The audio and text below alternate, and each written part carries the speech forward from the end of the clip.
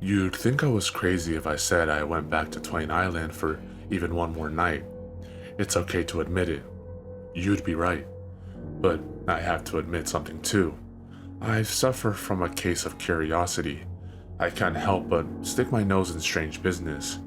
Maybe that's what appealed to me about guard work in the first place.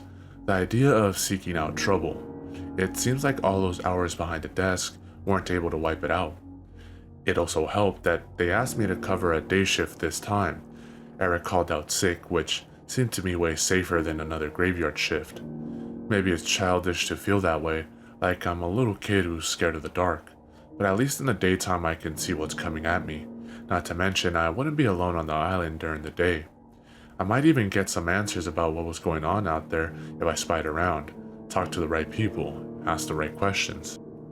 Just to be clear though, I did ask the employment agency if there were other gigs. Any other gigs. You can see where this is going. Maybe it was the warm sun and knowing I'd be off the island before it went away, or maybe it was the pocket knife in my back pocket, but when I handed my cell phone over to the guy who ran the dock, I was feeling a bit bold. I asked him if there were any interesting local stories about Twain Island. At first he shrugged it off and said, "Every place has its stories." But then he said there was one thing, a story he heard more than once, from more than one neighbor, which might be of interest. He said strange lights had been seen on the island, either from the shore or by passing boats. To say the story was disappointing would be an understatement. I told him it was most likely just the flashlights of the guards doing their rounds. He nodded and said, "You're probably right." And as I was leaving, I heard him mumble, "Pretty stupid to use red flashlights." Out on the dock, Terry, Bernard, and another assistant were by the boat waiting for me to arrive. The captain was on the boat reading a magazine. When he saw me, he put it down and started the engine. Terry smiled and said hi, as did the other assistant, a heavier guy named Miguel.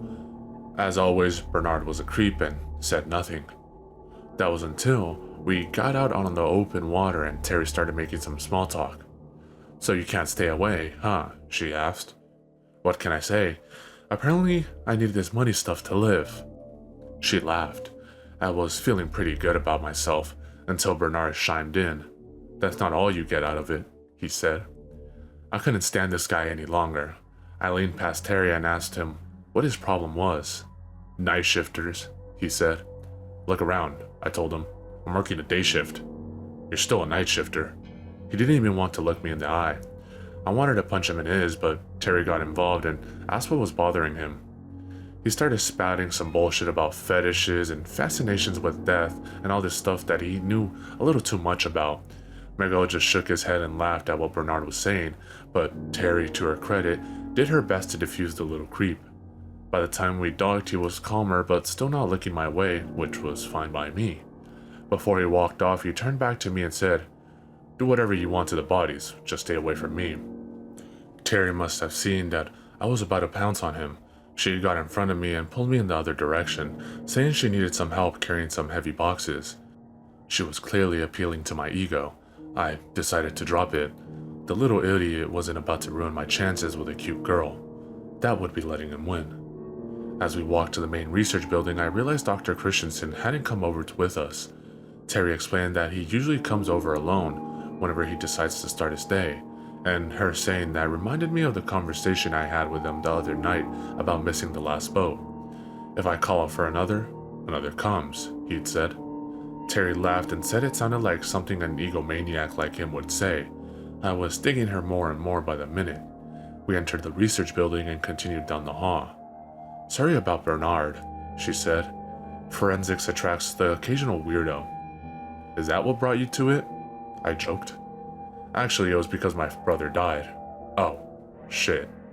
I felt my face go red at my bad joke. "It's fine," she waved it off. "We were really close. He donated his body to science and it ended up in a facility like this one. When I looked into forensic anthropology, I was hooked. I went right to the university and changed my major. I know it sounds funny, but I feel close to him here." It did sound weird, but I'd heard of worse ways for coping with grief. When my dad died, I spent the first month so drunk I could barely remember it except for what people tell me. I even spent a night in jail for breaking a bartender's nose, though that's a story for another time. Terry and I went through a door at the end of the hall where the sign simply read, "Cleaning." The room was about the size of a small kitchen and had all kinds of tools and chemicals for cleaning skeletons once they had served their purpose on the farm. Terry showed me the whole operation, explaining that after being cleaned here, the bones went to another room for storage or shipping, depending on their final home. "But you don't need to go in there," she said. "It's just a bunch of bones." "What was the name of the overnight guard who worked before me?" I asked out of the blue. She seemed caught by surprise, but she thought for a second and said his name was Greg. "Is he the guy with the tattoo?" I pointed to my forearm. "Yeah. How'd you know?" I told her there was a picture of him hanging in the guard's office. She nodded, remembering the picture. "It's too bad he left." I asked her why, and she said, "Well, he was kinda cute." At that point, the door opened and Dr. Christensen appeared in the doorway. He seemed annoyed by my being there. "I think you'll find no one in here needs guarding," he said, then glanced at Terry. Terry apologized and explained she needed my help moving some boxes. He mumbled something about female musculature and left. I meant to ask. I stopped him. "Do you know who's relieving me?"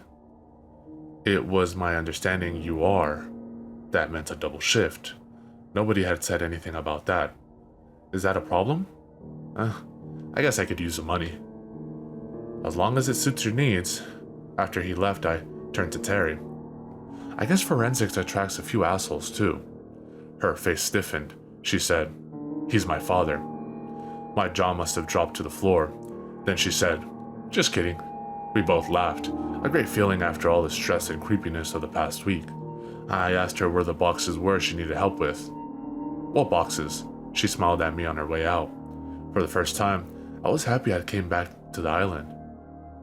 I grabbed a walkie from the office and did my rounds, a full perimeter around the island that took about an hour, give or take.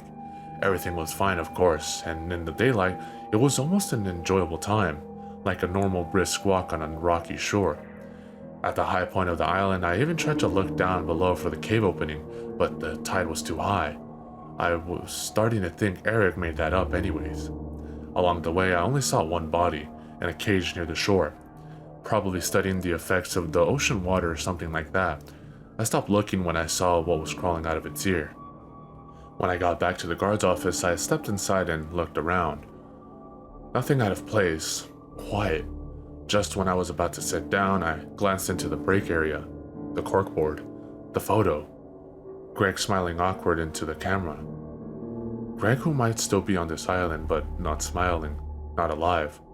I remembered why I was here, why I was really here.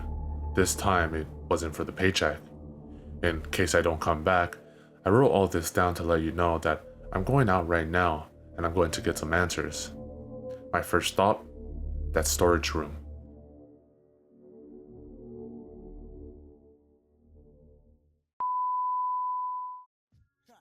In this little shop of horrors, that's how we get down.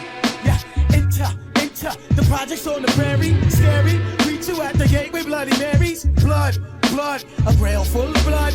Back to the cemetery, get more blood. Standing on the grave, drinking blood, smoking bones. We seen a crew of ghouls running by with stolen tombstones. With Hell's Angels on the chase, they lust to bust a black skull. Want you embrace, they tie you up in chains and they stomp on your face. They go to purgatory and they beat the fucking case.